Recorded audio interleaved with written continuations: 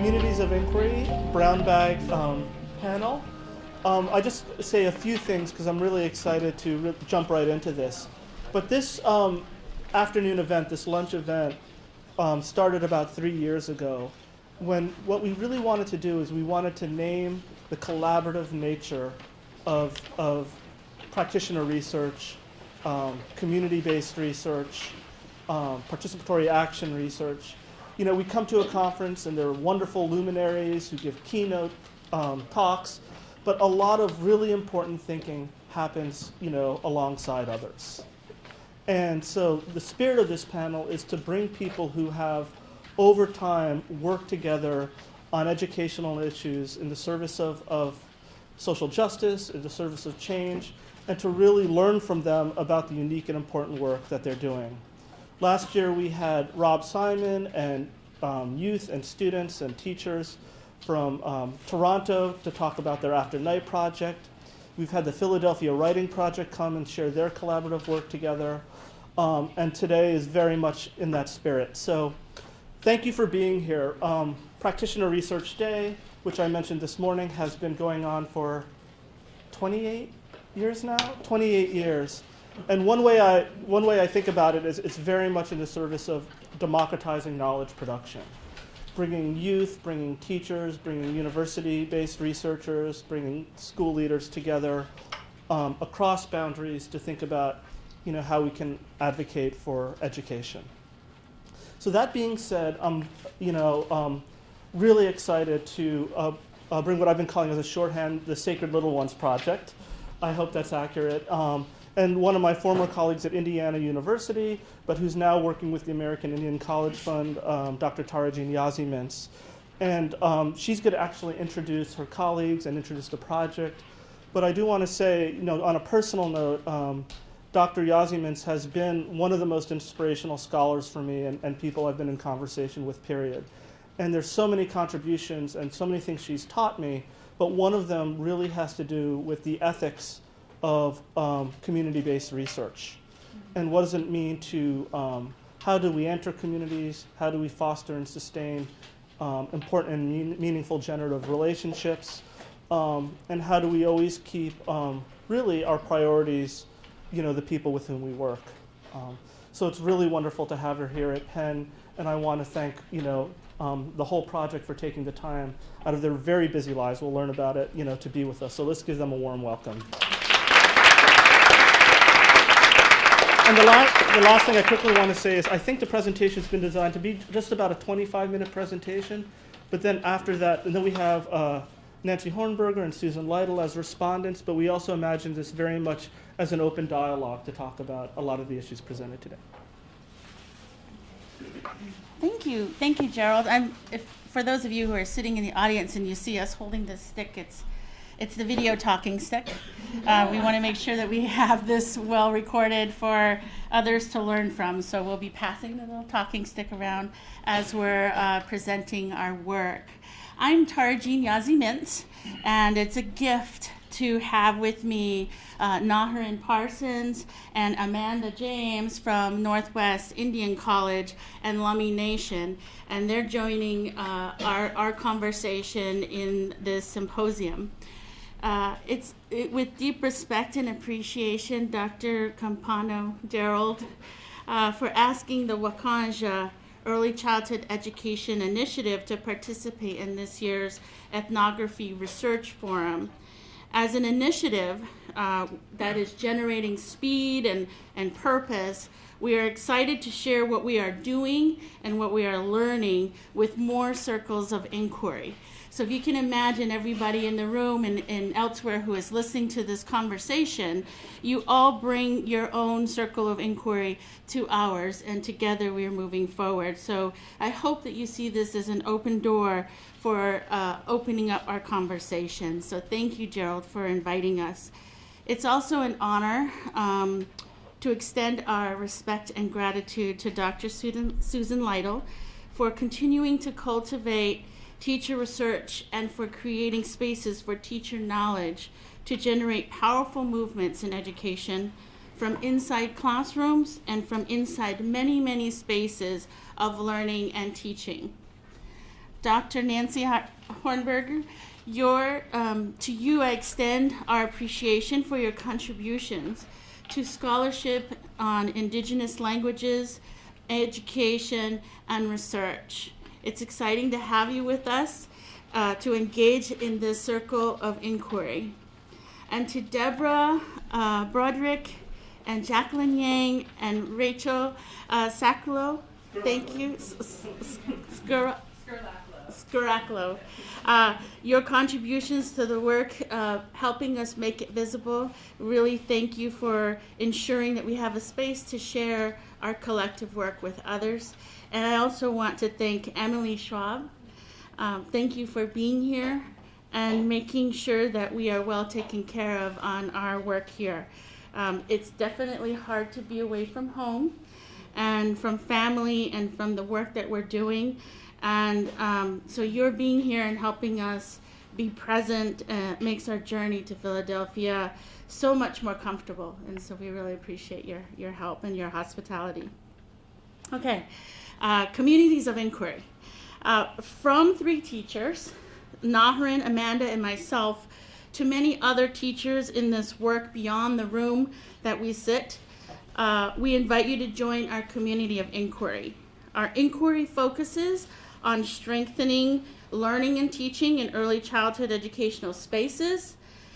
We draw upon places of strength and places of knowing to guide our work, to provide our much needed inspiration, and to ensure sustainability in our ideas and our efforts and our material outcomes. And we invite you into our story of the Wakanyeja, the sacred little ones. To begin, I'm going to show a very brief film that has been produced for our project, and it's meant to provide an overview for you so you can get an introduction into the work that's ongoing at tribal colleges, but also in our communities of inquiry. Thanks.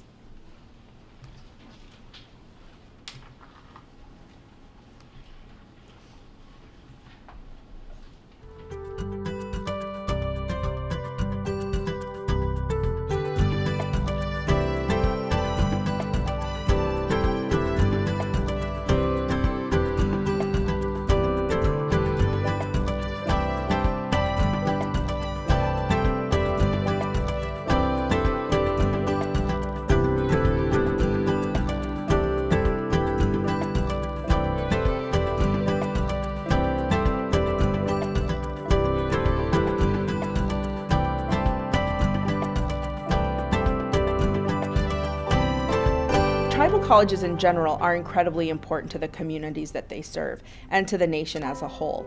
Tribal colleges are mostly in very rural areas, in areas that have a lot of poverty, have a lot of needs within communities.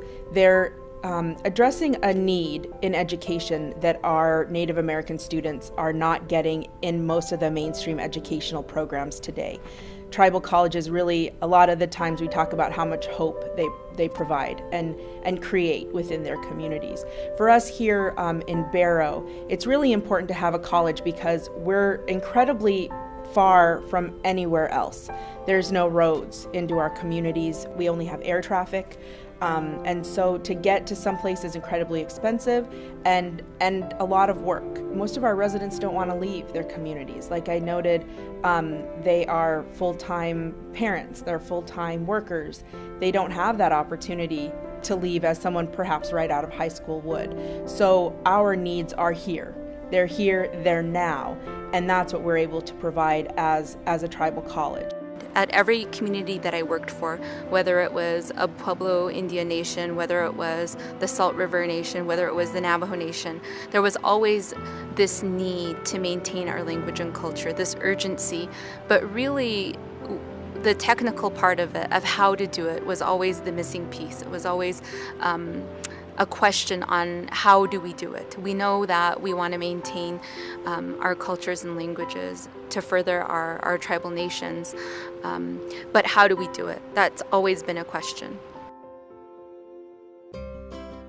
In 2011, the American Indian College Fund received a $5 million grant from the W.K. Kellogg Foundation to strengthen early childhood education in Native communities.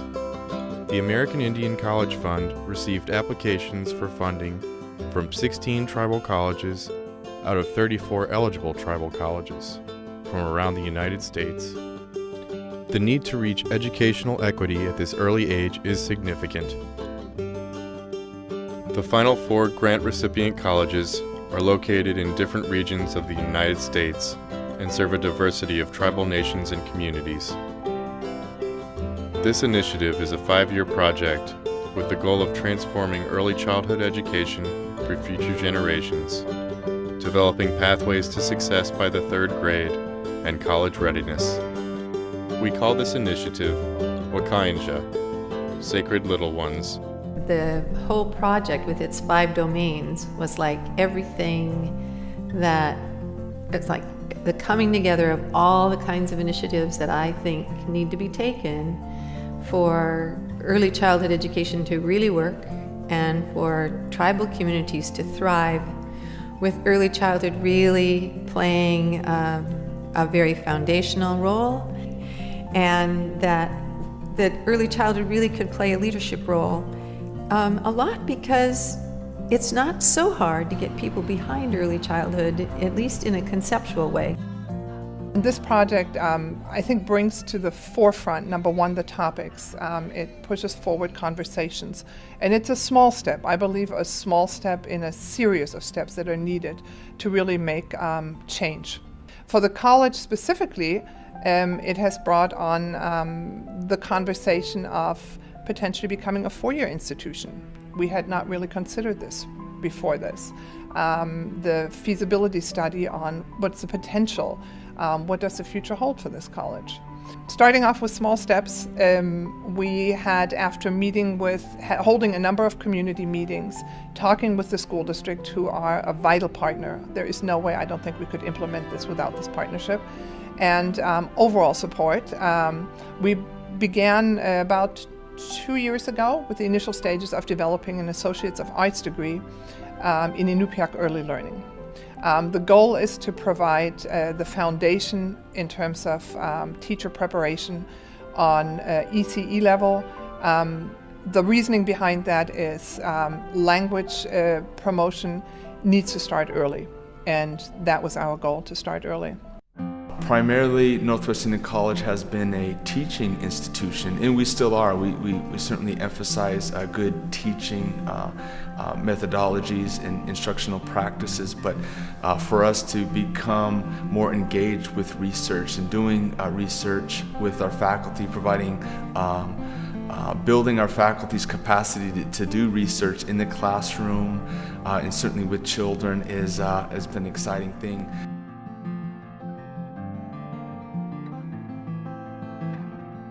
The project had these 5 domains that looked at everything, at children, at families, at communities, at birth to grade 3, at empowering families and parents, and tribal language and culture as a foundation of everything we do.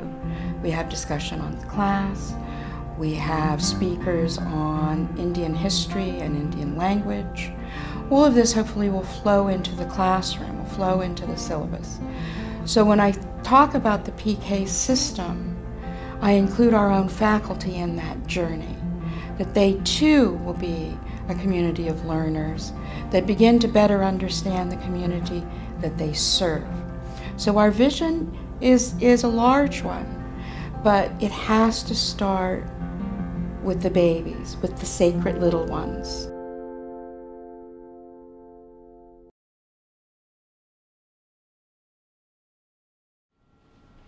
Today, tribal colleges.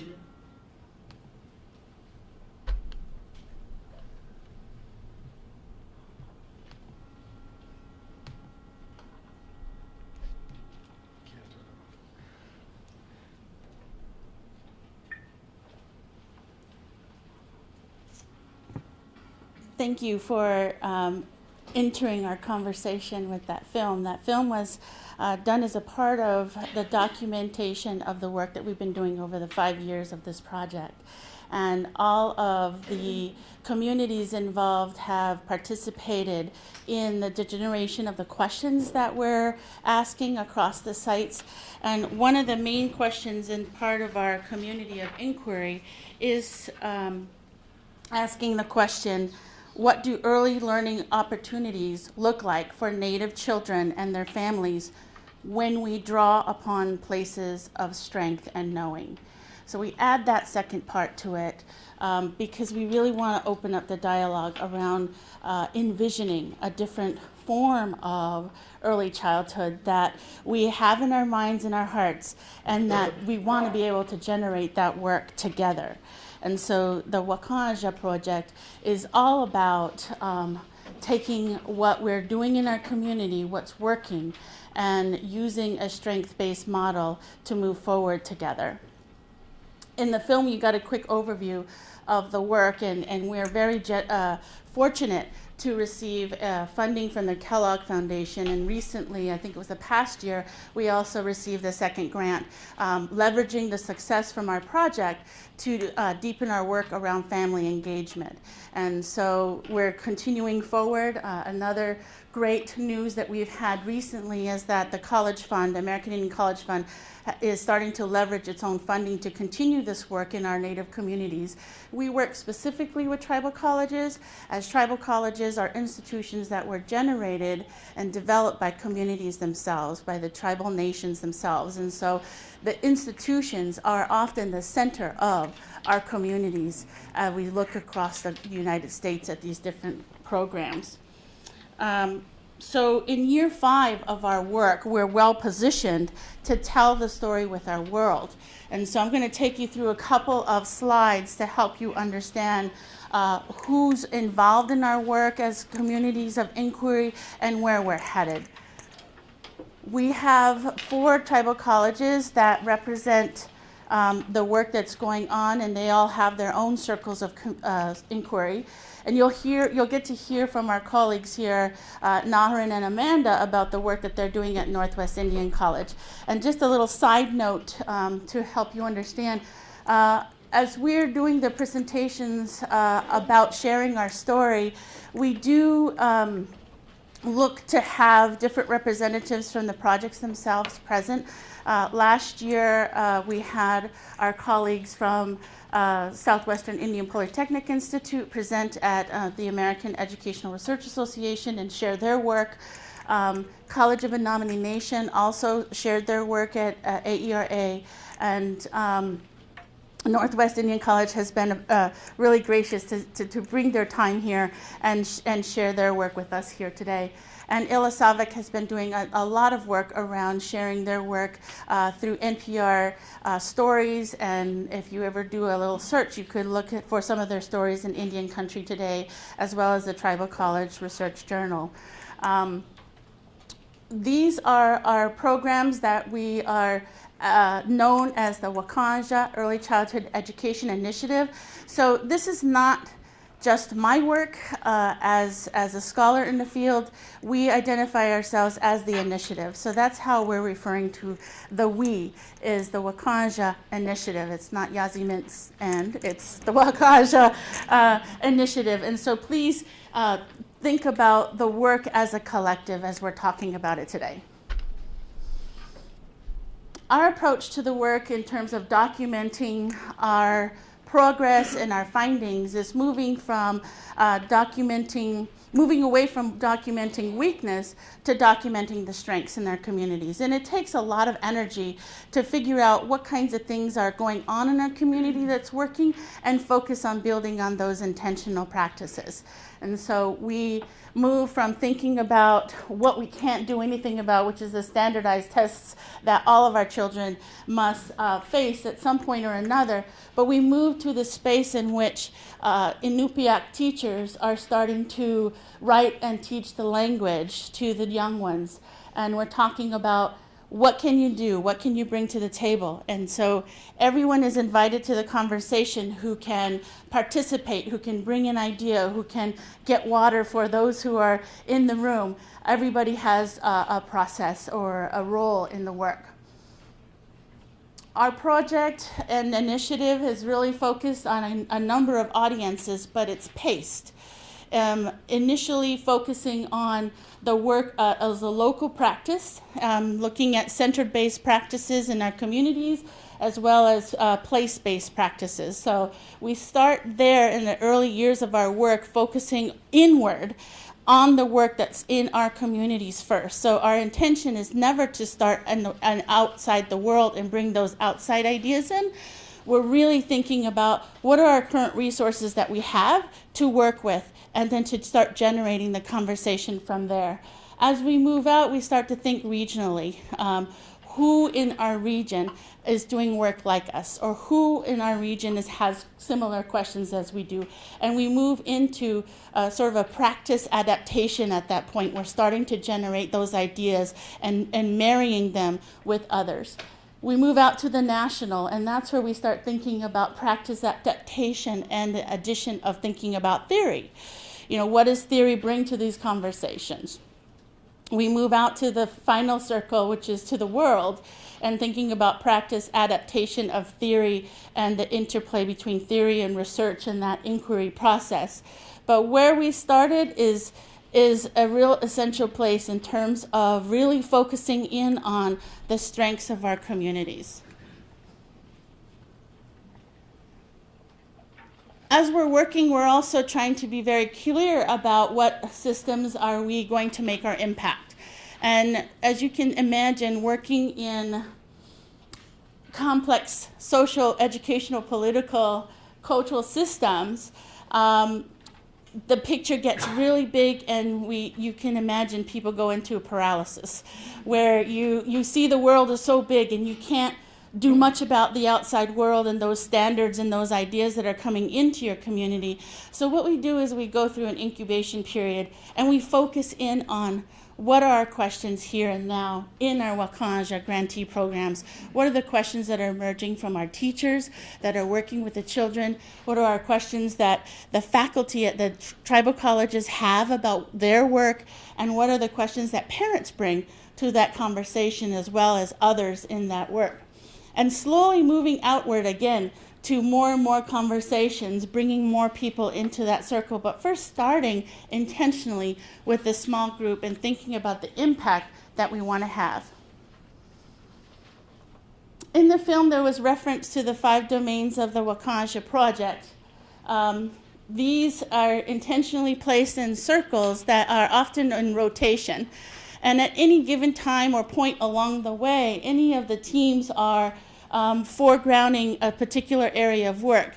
And you'll hear a little bit about that from our colleagues from Northwest Indian College, where at different points in time, their focus is on powering families and communities, and then it goes to the back, and then another time they're talking about teacher quality, and that comes to the foreground. So at any given time, these are moving. So they're not static ideas. They're domains of work that at different times, given who's at the table, who's asking the questions, brings to the forefront one of these areas of work. Just a quick look into the domains as we're moving forward, and then we'll get to talk with Northwest Indian College about their work. In the domain of teacher practice, and this is just some pictorial examples of what the teams are doing across these sites. Up in Barrow, Alaska, what comes to the forefront is the work around strengthening teacher practice, as well as incorporating native language and culture as a part of that practice. And so what they've done is they've created these teacher camps, and through their inquiry have been talking with their community about the vision that they have for young children. The question they asked themselves was, what does a 3-year-old Inupiaq child look like? What does that successful 3-year-old look like at 3 years old? And what developmental processes within the community, what conversations, what forms of caring have happened to that young person to get to be 3 years old? And they sit with that conversation for a long time to get to a place where they start to realize the connections of what needs to happen to foster the kind of learning that they want to see for that young Inupiaq child. That same question is asked in each of these different communities as they're trying to think about these changing these systems of care and learning around young Native children. And so we have a picture of the site where the teachers travel to visit and start their historical journey of understanding who are the Inupiats and what did they go through and what were some of the practices. And their inquiry is about coming to know who they are as a people. In another site, we have our teachers engaging in inquiry in landscape. And one of the areas that we love to engage our teams in is thinking about the role that the landscape teaches us in our work engaging the senses. And as we're talking about early childhood education, we're always interested in how are the ways in which we can engage young children in the processes of learning and teaching as well. And so the teachers engage in different kinds of learning to strengthen their practice. Native culture and language covers all the different domains. We're talking about food, we're talking about indigenous gaming, we're talking about the arts and the knowledge that comes from our communities, we're talking about landscape and language combined. There's so much happening around the work in Native language and culture. Family and community engagement. In each of our communities, one of the interesting conversations that happened early on was that we wanted families to, the word was, we want parents to be involved. And the question began about what does involvement mean? And they started to examine in their inquiry these structures in which we were, as educators, inviting parents and teachers into a space that wasn't theirs. And the conversation and the discourse moved from involvement to engagement. And you heard a little bit of that this morning as well in the conversation about community engagement. What does it take to get communities engaged around the inquiries that we have for young children?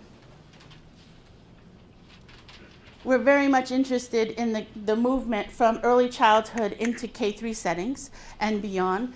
And in our initiative, we talk about tribal college readiness. We're talking about college readiness now because we want our Native communities to be thinking about tribal colleges as an option for their children in the future. And if you can imagine some of the conversations, some of you are teacher educators, some of you are teachers, college is really important. And it's so important that 37 indigenous communities created their own system of higher education. It's so important that it is necessary to connect it to the work that we're doing. So we talk about pre-K to K-3 transition, but we're also talking about that long journey onward to tribal college readiness. All of our teams are engaged in inquiry about how to document young children's learning. And you'll hear a little bit about that as well. There are a couple of examples here of the kids engaging in different kinds of activities on the whole spectrum of work. So you can imagine that teachers, often when you think about documenting children's development, the first thing we often think about, and it happened in our communities, is that we think about those screeners and those early childhood readiness indicators before we think about the indicators that we had set for ourselves as a community. And so what we do is we look at that, but then we also go back and we say, what skills is our young lady here acquiring when she's painting that pot, when she goes through the process of learning history of the Jemez people, and look at the intent and the focus and the detail that she is putting into her pot there.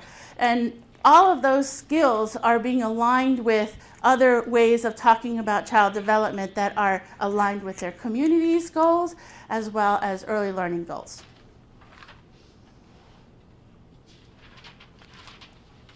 Northwest Indian College is here today to help us understand and dig a little bit, one more layer into the work that we're doing across these sites. I'm sorry that not all of our teams could be here, but we're going to give you a way to also connect with their stories as well. There's plenty of ways to share the work that we're doing. I'm going to invite Naharin and Amanda to share a little bit more about your story at Northwest Indian College and to help us understand what's happening in your circles of inquiry in your community.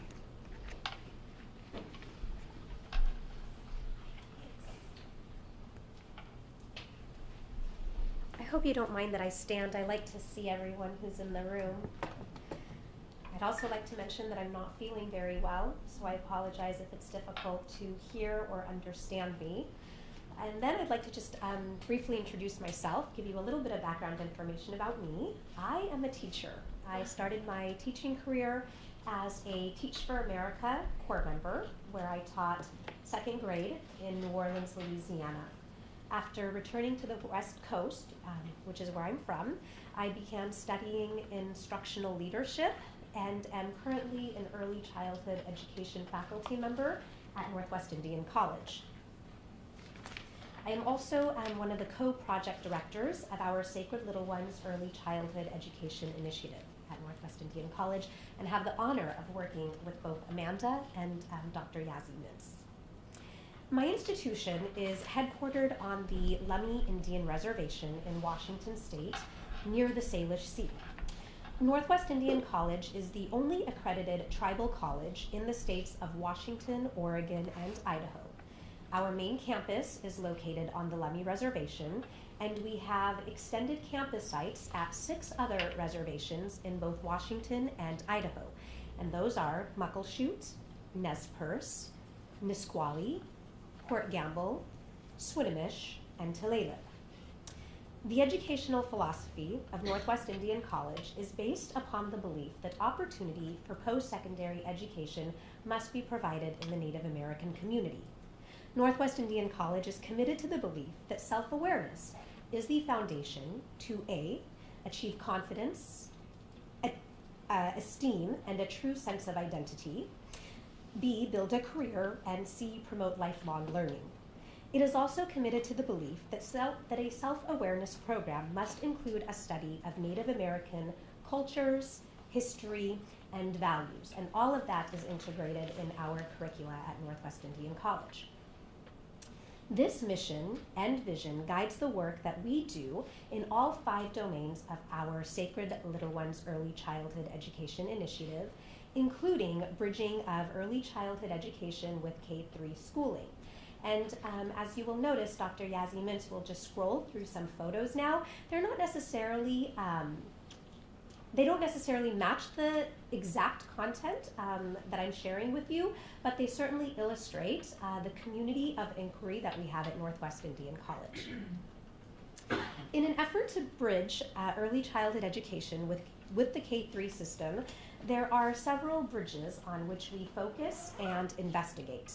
So typically discourse around P3 alignment as a school reform strategy has centered on content and curriculum. However, through our own inquiry, we have realized that there are several other bridges that need to be built, particularly those that have an impact on children's learning and school experiences. And therefore, our Sacred Little Ones Early Childhood Education Initiative focuses on these bridges. So, sir, would you be able to hold the microphone a little closer? We have 12 people next door, and they can't hear you. Sorry. I'm sorry. That's okay. I'll try using my teacher voice. So the first bridge is of content and curriculum. Content and curriculum must be aligned between the early learning and K-3 learning environments so that children experience a transition in which what they learn in their new classroom builds on what they have learned in previous classrooms, and what they have learned in previous classrooms has prepared them for what they are learning in their new classrooms. The second bridge is the bridge of pedagogy. It's important for teaching methods and styles in the children's previous classroom and in their new classroom to mesh in a way that makes it easy for children to transition from one, early learning, to K-3. The bridge of people. We utilize professional learning communities, which I'll talk about a little bit later, to help children make the transition from one team of people to another team of people in the new environment. And we know that this team extends beyond just the teachers and the teacher assistants in the classroom. It also includes directors, principals, and other staff members in the school. And finally, the bridge of school cultures. It is imperative that the norms, the rules, customs, and traditions in the children's new learning environment adapt to the children. So in order to create these bridges, we are drawing upon places of strength and knowing, and we are creating a community of practice. We have created a community of practice at Northwest Indian College. Our professional learning communities are made up of teachers and administrators from all of our partner sites, which include Northwest Indian College's Associate of Applied Science Transfer Degree in Early Childhood Education, our Early Learning Center, which is our on-campus licensed child care facility, Lummi Nation Head Start, which Amanda is helping to represent today, Lummi Nation School, and Eagle Ridge Elementary. Our PLCs are based on the model provided by Shirley Horde. They differ drastically from typical meetings and are guided by the following 5 principles. We have a common vision that unites us. We are creating better systems of care and learning for Lummi children and families. And we know that by creating better systems of care and learning for Native children in the classroom, we are ultimately enhancing teaching and learning experiences for all children in the classroom. We value distributed leadership. Members of our professional learning communities, not only administrators, but teachers as well, they not only help to plan our PLCs, but they help to execute and facilitate them as well. We foster supportive conditions, both relational conditions in terms of building trust and structural conditions in terms of logistics, such as meeting time and place. We actually meet at our sites so that it's convenient for teachers to get there and to not have to deal with issues about transportation and childcare for their own children. When it's at the school site, we've realized that it's much more convenient for teachers to attend and participate. We also create opportunities for collective learning and application, in other words, collective inquiry, during which we come together to collectively investigate, explore, and make sense of the concepts that we're learning. We learn about promising practices and we implement teaching strategies, and we later return to reflect on that implementation. And finally, we deprivatize our practice. Teachers have built relationships with one another and thus willingly unlock their classroom doors and lower their classroom walls, giving rise to classroom tours that enable us to observe one another, learn from one another, and then enhance our own practice as well. And I'd like to close with a few research questions that we are looking at currently at Northwest Indian College. We have 3 research questions. The first being, in what ways are the early learning centers and partner schools working to help children to bridge pre-K and K-3 transition? To what extent have these bridges been built in the areas of transition, content and curriculum, pedagogy, people, and school culture? The next research question is, to what degree have our professional learning communities been effective in creating communication and understanding among classroom teachers and staff about where their incoming children are coming from and where their outgoing children are going to? And finally, 3, what data will be helpful in understanding the effectiveness of the transition from early learning to K-3 and the roles that each learning environment plays in bridging pre-K to K-3 for our children? As we enter this 5th and final performance year of this grant, we are working to analyze our collected data so that we can answer these questions, clearly define experiential truths, aka our own promising practices guided by our own inquiry, and focus on sustainability to ensure that we are indeed creating better systems of care and learning for young Native children and their families. I'd like to now pass the microphone to my colleague, Amanda, who will help to better illustrate this picture by sharing her own story.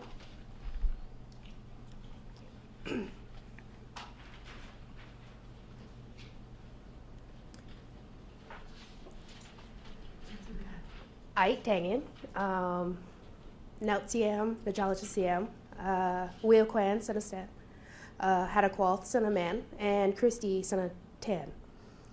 Good afternoon, respected relatives and friends. My name's Amanda, and my parents are Lonnie and Christy James. Sorry, I am very sick as well, and so I'll try my best. So I've been with this program, or when I started at the preschool, when this also started, and it has been wonderful. It's been amazing. Oops. So a lot of non-native teachers are a part of the program, and we're grateful for them, but there's little difficulties with the language that they can't teach it directly to the kids, and so this helps them not teach it but also provide it still. And so with some of these books, we've changed the language a little bit, like Good Morning World, we go Squatchil World, and just a little bit of those switches, and that's why we have all these books here. And No David's one of the kids' favorite books, and so we switched that to Awa David, because that means No David. And it's been great. We've always, the Lummi Nation have always been focused on children, youth, and this helped with the preschool ones, because we also have other ones that we have as well. What else? I think that's everything. Oh, and these books are part of a literacy kit that we put together, and they have little puppets, and we can count, and they're just great. I think that's everything. Sorry. And my picture here is of the symbol of what we chose. We chose the whales because they are very protective of their young, and we are as well. And this was to represent building bridges that we are finally connecting to come together. And Nesli Shu means I love you, and that's very important to tell the kids all the time. And that is our Lummi Nation symbol as well. That's it. Thank you. At this time, we want to, that was supposed to give you a little bit of background about what's going on. And these are broad, heavy, textured strokes, okay? In order for you to really understand a lot of the work that's going on across these 4 sites, you really do have to come and jump in and stay a while. And so it's always really difficult and complex to give a sense of all that's going on in these contexts. But we wanted to share that first piece with you, so that you can start to see the vision of these communities that have been doing these, have been engaging in these communities of inquiry.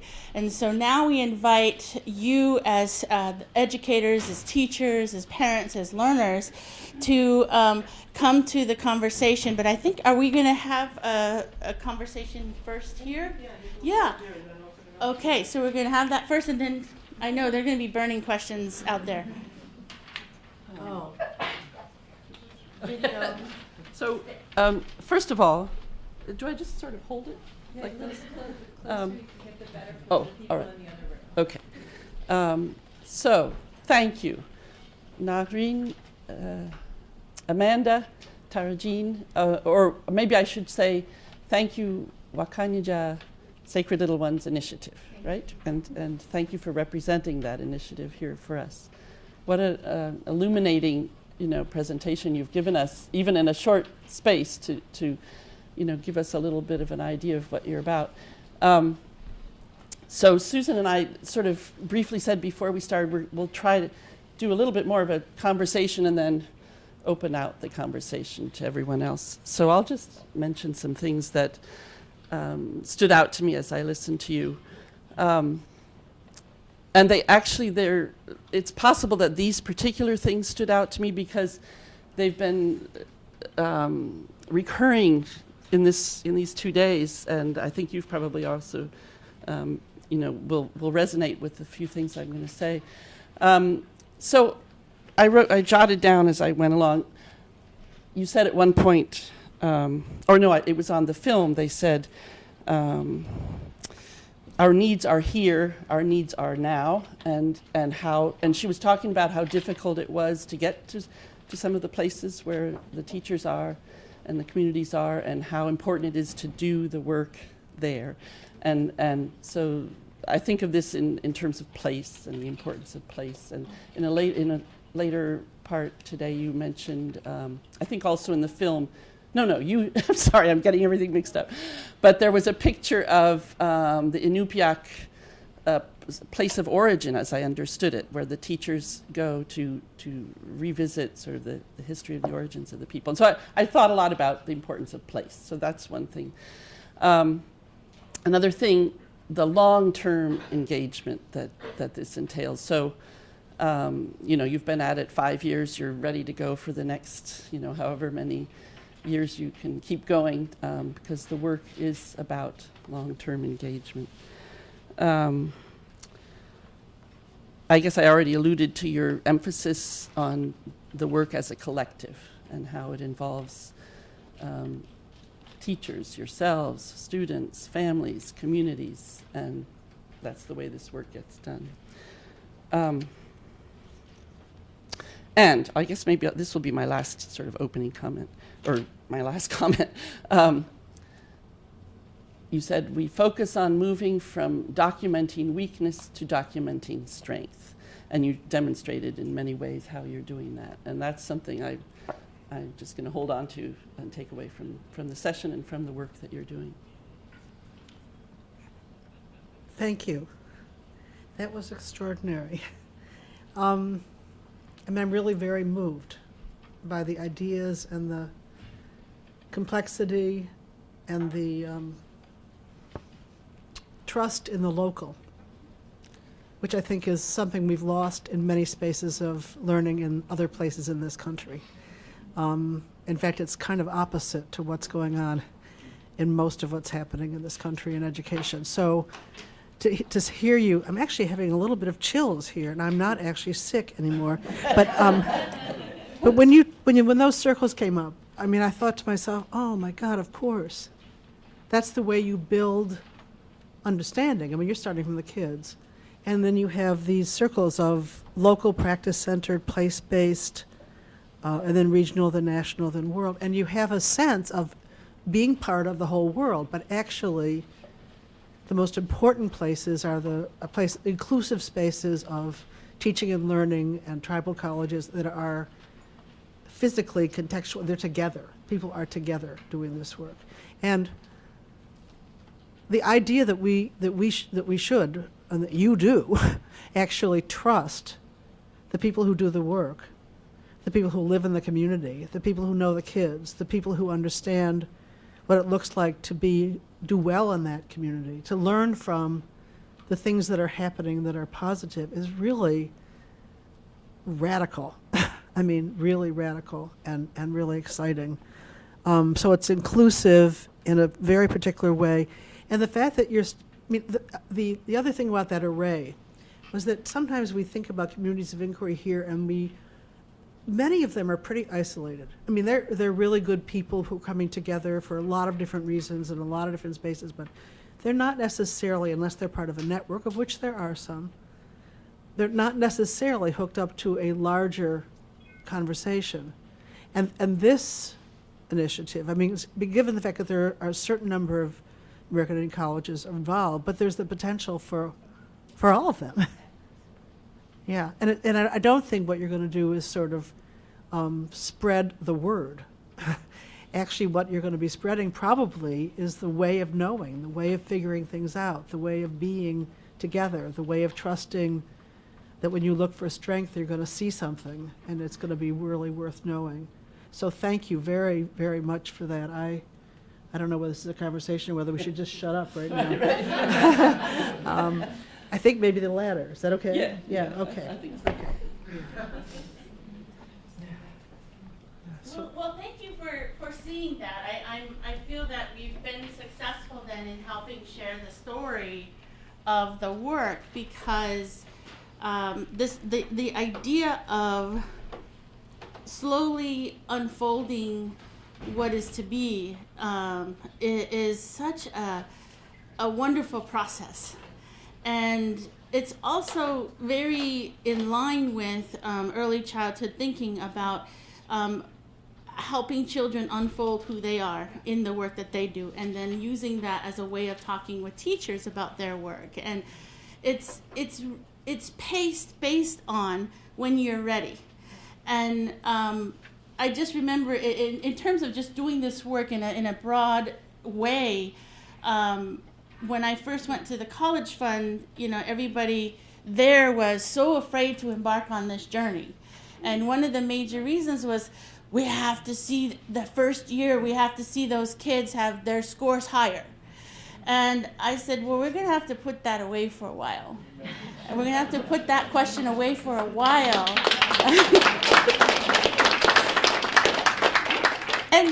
And not to say that those questions don't come up. They do all the time. And it's our parents who are raising those questions now, but when they're ready, right? And it's really exciting to see when they're ready. And then they ask the question, well, I'm ready to ask that question, but I also want to know about that screener. What is that screener saying about my child? Can you tell me what it means? And that opens up this conversation between teachers and parents and grandparents and uncles about where their child is based on that screener. But we also say, what knowledge do you bring about your child? And what information have you been documenting? And they bring pictures in, they bring words that the kids have been working on. All this stuff comes to the table, and the teachers are saying, we didn't know that they were doing that they were collecting data. And this data means something to us as teachers in our work. And together we can look at that data together, and we're seeing a whole child, not just the child in the classroom. And so it's really wonderful, because when we started this conversation 4 years ago at each of the sites, they had this idea of doing just a project. And it's slowly merged to, it's a project, then it became an initiative, and now it's moving to a movement. This is a movement that is being taken on in these communities, and it's really fun to see it. It's the best thing that I can imagine seeing unfold as it happens. I'm sure many of you in the room who are teachers, you get a package dropped into your classrooms, probably every year or every other year or something.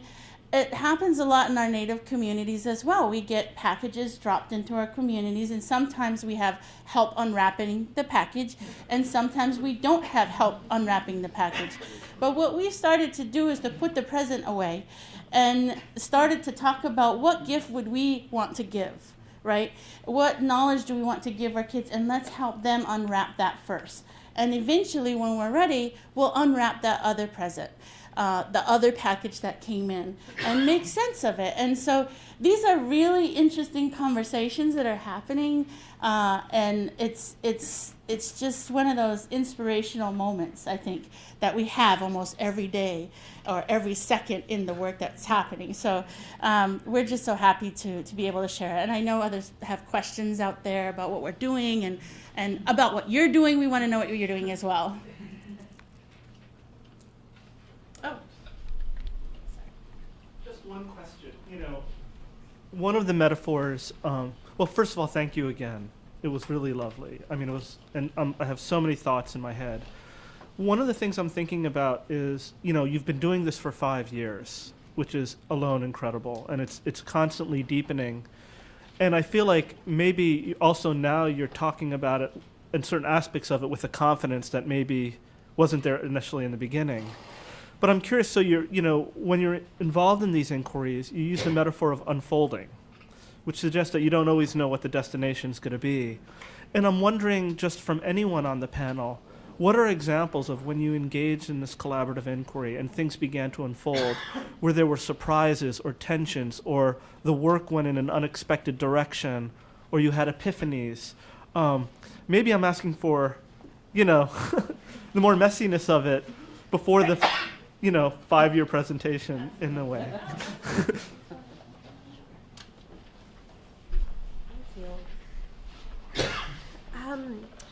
So at Northwest Indian College, we, as faculty, work to foster place-based education. And in the early childhood education program, we want our teachers, our students in that program, those who are teaching young children, to do the same. We brought this concept up at a professional learning community, and we quickly realized that some of our non-native teachers weren't really aware of what that means, place-based education. So here we are talking about this, and we realize some don't know what we're talking about. So we stopped, we paused, we backed up, and we began to really investigate what that means. That means incorporating materials and curricula that reflect the children who are in the classroom. Allowing children to enter a classroom and truly feeling like that classroom belongs to them and that they belong in that classroom. We then broke it down for our teachers and gave them very practical ideas, such as incorporating local flora and fauna in terms of materials, right? When we're purchasing materials and educational materials for the classroom, let's really find things with which Lummi children will be familiar, such as things like seashells and things from the beach, because that is where they go almost each and every day. That's where their families go. So we then decided to support these teachers once we understand, okay, what does place-based education look like? And it extends beyond educational materials, such as bringing in local flora and fauna into the classroom. It also means highlighting children's history and traditions and values and ceremonies, not sacred ceremonies, but other ceremonies that are more widely known into the classroom. So after we delved into understanding what place-based education looks like, then we began supporting our teachers with a classroom enhancement so that they can purchase these materials, so that they can go to elders in the community and learn about place, learn about the Lummi Reservation, the people, the Lummi people, and work with community members to help bring that inside the classrooms as well. I hope I answered your question. There is you're right, Gerald, that a lot of what we're presenting today feels really clean, and again, they're the broad strokes, right? But this work doesn't happen without the challenges and overcoming the barriers within all of these communities, very highly political communities, with regard to developing materials around indigenous language, indigenous knowledge, and with young children and teachers. And there's lots and lots of conversation around who should be teaching this knowledge. And so, for example, our colleagues up at Ilisavik in Barrow, Alaska, they don't have a lot of fluent speakers of the Inupiaq language. And so part of what they needed to do is to figure out what's our strategy. Do we only work with those who are the speakers, and then we have to we can get them in the classroom, but then once we get them in the classroom, do they have knowledge about early childhood? and that was something they discovered, that putting a male teacher in a classroom who speaks the language may not at that point be the right thing to do, because he didn't have a way of talking with the kids and engaging them in learning in the classroom. And so they had to sort of take some steps back and think about, okay, who's the best person to be in here? How do we do that? How do we bridge these areas where we do discover the gaps of knowledge, right? And one unfortunate thing, and I would say it's unfortunate, but it's fortunate, the Inupiaq program, Kautslum Ugla is the name of their language nest.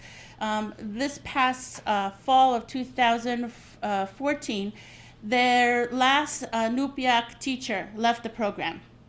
She retired. And their fluent speaker director took another job in the lower 48. And so Kautslum Ugla, which was sustained by these two speakers, these fluent speakers, had nothing left in terms of the language piece, right? But what was so beautiful was that they were able to come back to the table and say, this isn't over. We're going to rethink this work that we're doing, and we're going to think about what are the resources we have right now to start growing back to having a fluent speaker in the classroom. It's a really messy process, and you can imagine for them saying, this is not going to fail. And I freaked out when I went up there. I'm like, what happened? This is, But what was beautiful was to search for what's working here, what's still working here that you can build on. And they discovered they have 3 powerful Inupiaq women who came forward and said, we're going to keep this going. We might start using a pseudo-bilingual program, but we're going to still do this, right? And then said, we're going to go re-engage our partners over at the Heritage Center because there were some political issues. Buttings of heads. If you know your communities that are highly political, one family has knowledge, this family has knowledge, and they butt head, and then you're not allowed to talk to each other. That can happen in our Native communities, and we see it all the time, and so that happened. So they had to heal a relationship between Ukauchlam Ugla, the teachers in that program, because they had to side with the so-and-so over here. They had to figure out how to bring this conversation back to the table so they can offer the language to the kids. And it was very nice how they started to go back out and ask people, what can you do to bring the language and the sounds of the Inupiaq language back to the classroom? What can we do about that? And so they move forward. They don't have a full immersion program right now because they don't have the full speakers, but they're growing where they can grow. And to me, I think that the determination of them wanting that language and taking the time and saying, we're going to have to shut down for 2 months. We're going to gather ourselves, and we're going to go get that intensive training so that we're ready. We're going to go through our first aid training because we're not trained in that. They shut down. They talked to the parents. They shut down, and they're back in operation again, and they're moving forward. And to me, I think that is the story in each of these sites, is that many of them are afraid to I'm like the program officer, the representative of the funder, right? And they're always afraid to tell me when these things take a halting stop. And I'm saying, well, what are we learning from this halting stop, right? Okay, good. Let's ask the question and let's figure out what's the next step together, and we'll move forward. And I think that's a part of this process of working with these teams and these inquiries, is that when the questions disappear, that's when the process stops. And we don't want those questions to disappear. We want the questions to keep coming back so that we can keep moving this work forward, and we can regenerate ourselves in our work. And I think that the questions are so major to the work. And so as a researcher, I know that there's all this other stuff that goes on because I was and am a researcher, but there's times where we do have to roll up our sleeves. We do have to take that pause and moment and focus on just asking a question with others and figuring out, what are we going to do about this issue, right? So. Back here.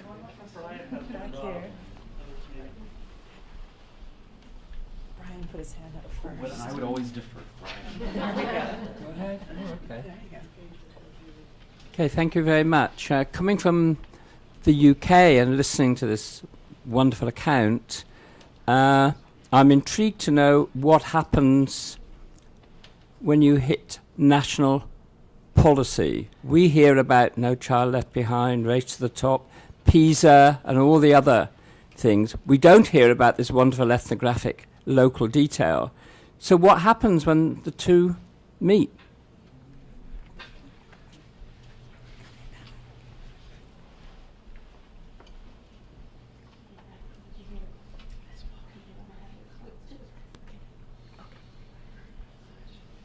So the question was, what happens when our space meets up with that national space of policy? I think we meet up with that policy space every day that we walk into those classrooms and serve young children, and every time we have a conversation about whether or not children should have access to their indigenous language and their indigenous knowledge, we have that always like carrying inside your heart.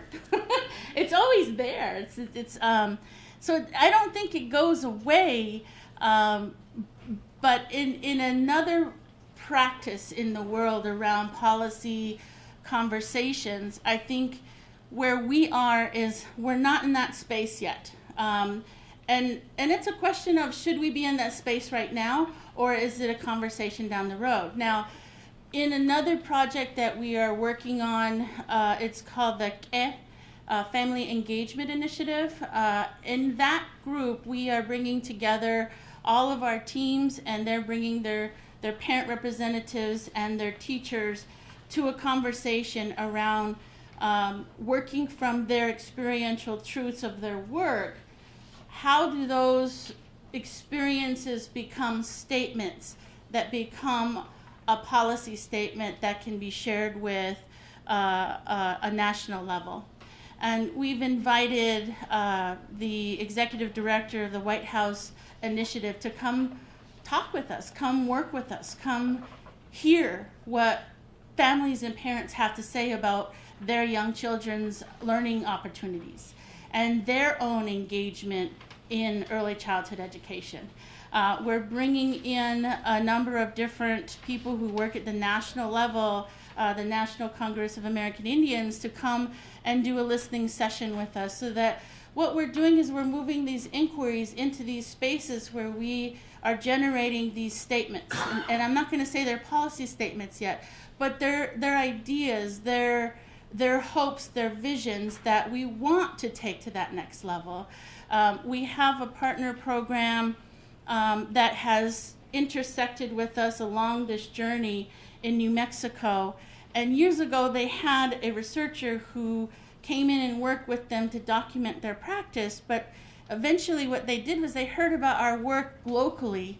They came to sit in on a couple of our research inquiry trainings, and they said, you know what, I think we can bring our story to that national level. We don't need that researcher to do it for us, and we thought she would do it. But now we know we can do it, and we have the means to do it, right? So that's the stuff that we want to happen, is for these communities to partner with one another, to have these conversations and to mark their moment, and then move forward together with a statement that means something to them, that they're willing to take it forward, and that they're not waiting for someone else to do it for them. And so that space is always there. And I think that space is also internal. I hear our parents have this conversation internally about, will teaching my child our native language put them behind in school?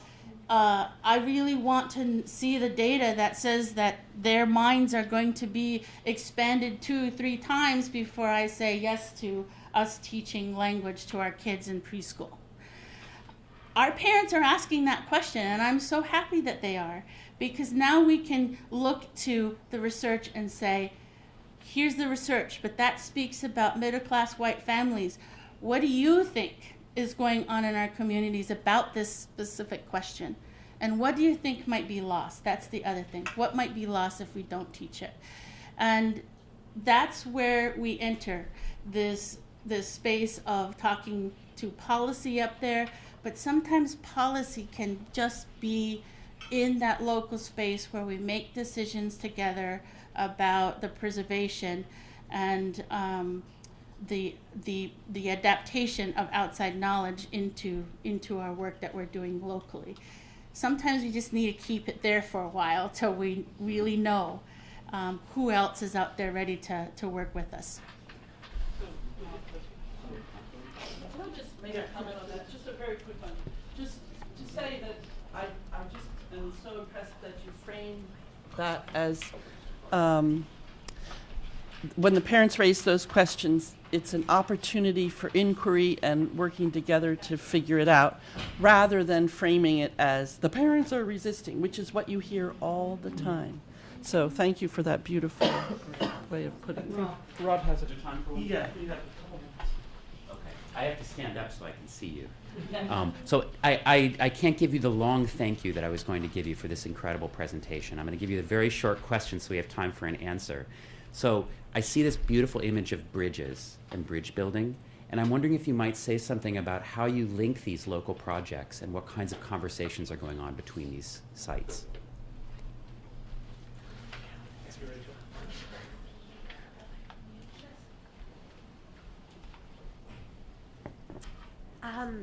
So one way in which we are linked to these other tribal colleges and universities that engage in this work is via an annual convening of grantees, which Dr. Yazzie-Mintz helps to facilitate and lead. We not only come and present about our respective initiatives, but also share with one another challenges and obstacles and ways in which we are overcoming those challenges and obstacles. And typically, we also travel to amazing professional learning opportunities like this together. And Dr. Yazzie-Mintz always creates time and space for us to have our own moment so that we can come together and take what we're learning in these wonderful conferences and begin to share how we will adapt that information in order to ensure that we are meeting our own local needs. So 2 ways is we attend professional learning opportunities together, and we attend our annual convening of grantees. So unfortunately we're out of time, but first of all, let's give our panel a round of applause.